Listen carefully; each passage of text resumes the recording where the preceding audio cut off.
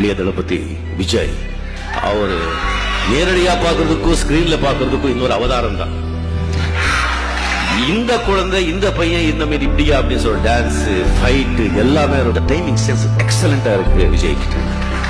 And அந்த விஜயோட அந்த குவைட்னஸ் ஜாஸ்தி எதுவுமே பேச மாட்டாங்க, அமைதி. ஸோ அந்த அமைதி ஜாஸ்தி வந்து இல்லை பேசாமல் இருக்கிறது, அதுவும் அவர்கிட்ட இருந்து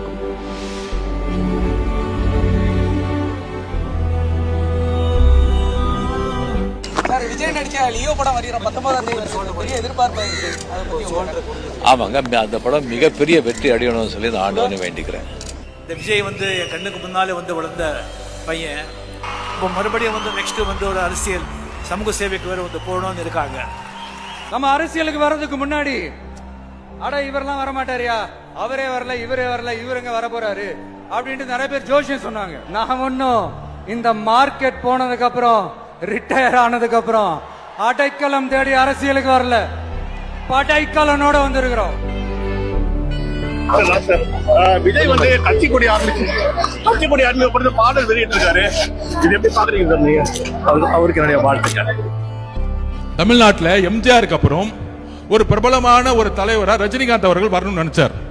ஆனால் இதே திமுக குடும்பம் பல மிரட்டல்களை கொடுத்து அவரை அரசியல் கட்சி வர விடாம பாத்துக்கிட்டாங்க. இன்னைக்கு என்ன ஆனார்? அவரு கடைசியில ரெட் ஜெயின் பிக்சர்லயே நடிக்க போயிட்டார். அந்த வலிமை, மன வலிமை நம்ம தலைவர்கிட்ட இருக்கு. நான் பதிவு பண்றேன். அன்றே சொன்ன ரஜினி என்ற ஹேஷ்டாக் ட்விட்டரில் முதலிடத்தில் ட்ரெண்டிங் ஆகி வருகிறது. ரஜினி அரசியலை விட்டு ஒதுங்கிய போது கொரோனா அலையாக உருமாறிக் கொண்டிருக்கிறது. நான் அரசியலுக்கு வரவில்லை என்றால் 4 பேர் 4 விதமாக பேசுவார்கள். அதற்காக என்னை நம்பி வருவோரை பலிகடா ஆக்க விரும்பவில்லை என கூறியிருந்தார்.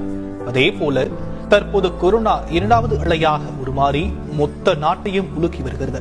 இதனால் ரஜினி ரசிகர்கள் அன்றே சொன்ன ரஜினி என்ற ஹேஷ்டாகை ட்ரெண்ட் ஆக்கி வருகிறார்கள்.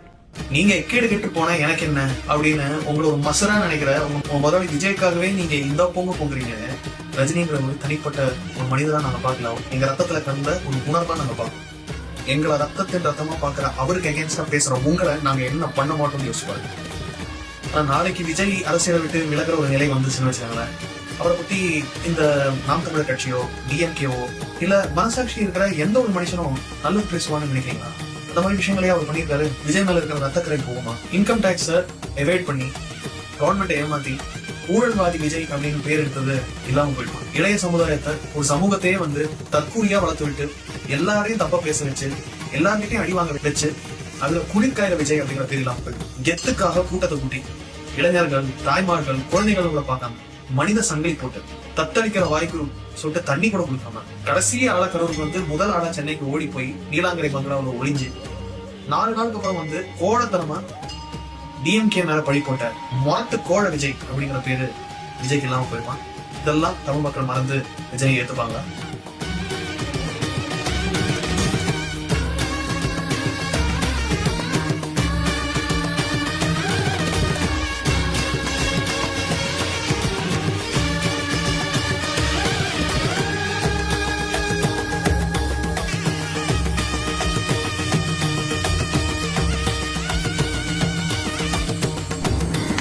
ரஜினிகாந்த் பேச்சு இனிமே எடுப்படாது அப்படின்னு சொல்லியிருக்காங்க.